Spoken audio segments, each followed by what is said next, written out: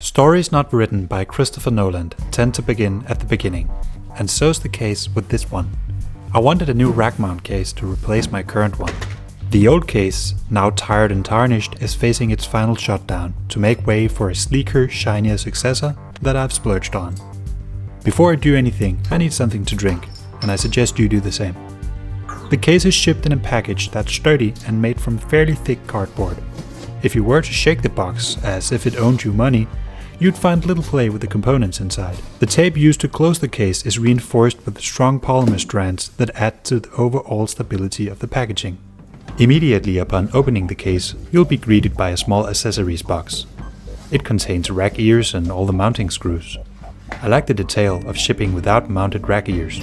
While sturdy in a rack, they're easily bent if attached to a case that gets dropped while in transit. And packages in transit do just that. Fitment of the components in small batch case manufacturing can sometimes be off, and being just a third of a millimeter off target can make assembly a tedious, if not impossible process. I'll have special focus on this throughout the video. PCIe slot covers and the screws are additionally packaged in bubble wrap. This is completely unnecessary from a damage to component perspective, but it does prevent the part from moving around during shipping, causing a ruckus. Good job, Sliger. On all four corners, top and bottom, the case is supported by thick packaging foam. While this won't make the case immune to corner damage in transit, I bet this solution clears 99% of all issues. The front also has a weird extra box, which is all good. The case itself is additionally wrapped in a protective plastic housing. Once again, this will make zero difference during shipping, but it does not take much imagination to think that it might prevent dust in a warehouse, perhaps greasy fingers from said warehouse workers, or maybe scratches from rubbing up against another stock in the manufacturing facility.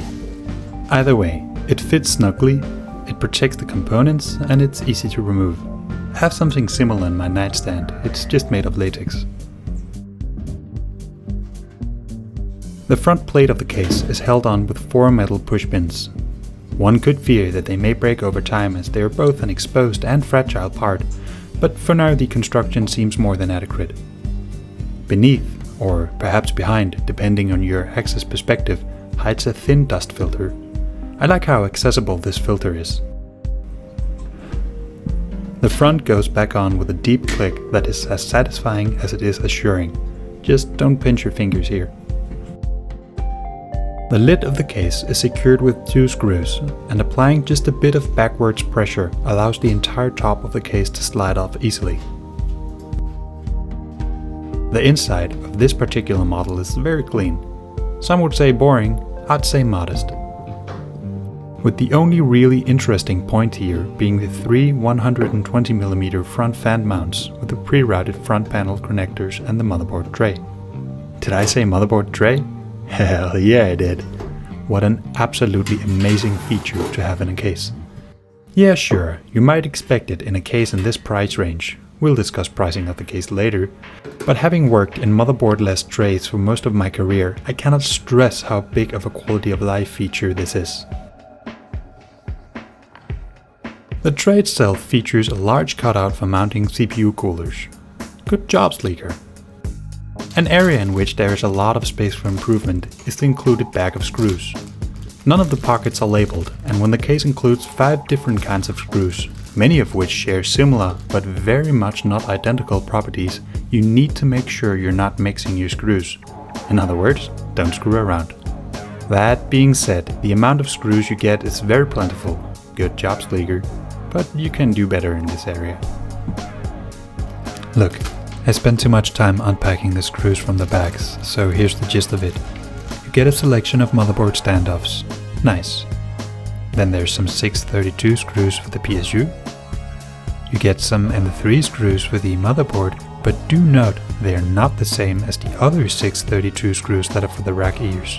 It's easy to mess this up, so take care when building and separate the 2 baggies. Continuing to the assembly of the case, we get to the motherboard standoffs.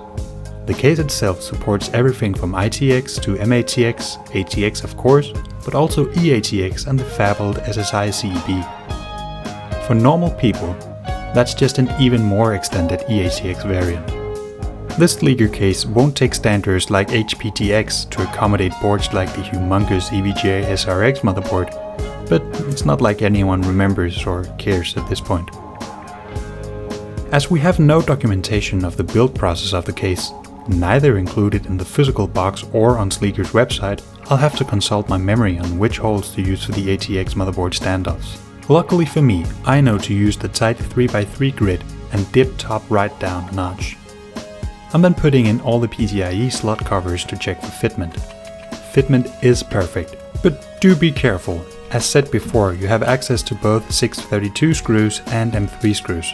They're the same size, but not the same thread pitch.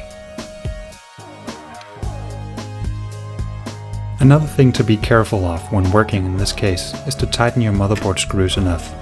I just finger tighten mine, and that's not enough. If you do that, it's as if there is a magical lubricant in the screw hole, and you risk having more friction in the standoff to screw connection than you do in the case to standoff connection, which will get really annoying when you need to remove the motherboard in a far future. Once again, you have to take care of screws as you have access to both 632 screws and M3 screws. I'd suggest getting a socket and securing the motherboard standoffs more than you can do with your bare hands. You can use a wrench or perhaps some pliers, but that'll leave marks on the motherboard standoffs. An empty case is no fun, so let's go grab some components to stuff in there and make a real case for excitement, halol. Jesus Christ, that machine is dirty. Future video, perhaps. The content writes itself, and I beg you, you must consume. Here we got my old VM host, with its slot coverless PCIe add-in cards, adapted power supply and cramped working conditions. It's the primary reason I want to upgrade. I toy around with this case enough that the dread of working with it's large enough to warrant an upgrade. Every transplant begins by remembering to put in the I/O cover, right? I bet you've never forgotten this step. I spent my last video adding liquid metal to the CPU, and there's no real reason to fiddle with the RAM or M.2 cards either. Easy. Just add the 9 ATX screws and this step is finished. The motherboard to standoff fitment is perfect. Once again, good job Sliger. I'm then adding the PCIe add-in cards to the bottommost 3 slots because I like the look of that. Fitment is still perfect. Once again, good job Sliger. This leaves room for 2 additional cards. Here I'm showing a graphics card and an M.2 carrier board, but I don't need those for right now. This case accepts only SFX power supply units. They stand upright in the right side of the case, leaving all 8 PCIe slots usable, a feat otherwise impossible in a 3U case with a regular sized PSU without going into some exotic configuration. It's not all roses though. The PSU can only be mounted in one orientation, forcing me to sit the fan next to the case wall. As you can see here, there's about a centimeter ventilated gap to provide airflow, but please Sliger, why? Not good job. The CX3150a model that I have ordered here have a single internal drive mount, this cheeky little 2.5 inch spot right next to the PSU. I'm going to put my boot drive here. Fitment is still good. Let's route the cables now. My short 24-pin ATX cable is almost impossible to mismanage. Likewise, the routing of the 8-pin EPS cable is a breeze. SATA power could have been beautiful if I had a 6-pin to a single SATA power cable, but I have just this pigtail right now and it'll take some time before I build cables again. SATA data can be routed under the motherboard for a cleaner look. I like things to look great, and spending the extra time for dumb cable routing makes me happy. The star of the show, the motherboard tray, can now be slid into the case as a single unit. So cool. Just tighten the 2 screws on each side to firmly attach the tray to the case, and the build is almost complete now. Left now is just the front panel connectors with the USB 3, USB Type-C and power button cables. After they have been put in, the only things missing are the sturdy rack ears that I've purposely waited until the very last step to connect. This case is 15 inches deep. That's 38 centimeters for those living in an actual free country, which is a little deeper than the 30 centimeter depth of my last case. This extra space provides ample room for a 120.3 front-mounted radiator and accompanying fans. Overall, I'm insanely happy with the case. That brings up the last part of the case review. The 16mm Vandal switch is insanely bright. I've hooked it up to a hard disk activity indicator here to show. And here's one under normal condition. I think that brings me to Sliger as a concept, a company, and as a case manufacturer. Being a small and boutique metal shop located someplace called Renault in a small war-torn country to the west, Sliger's greatest strength is also their greatest weakness. They offer incredible customization in their ranges of cases, and counting just the rack-mounted cases, they offer 40 different variants at the time of writing. I needed, or perhaps more correctly, wanted a simple, no-thrills 3U case to house my VM host. Many manufacturers supply that demand, but not many supply, for instance, a 3U box capable of holding a 3-slot oversized horizontally mounted graphics cards while also retaining compatibility with liquid coolers and a 5¼ inch device.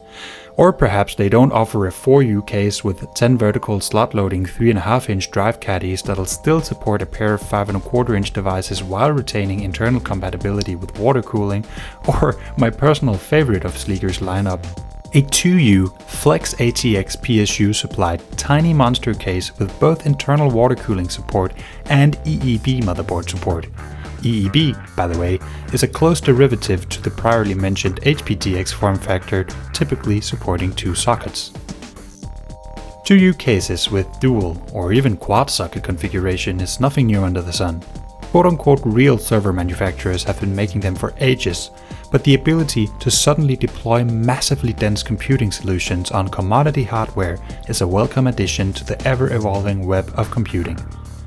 Sliger's cases are precision manufacturing done right. Their colors are consistent and the quality is top-notch. All this customization and uniqueness comes at a price though.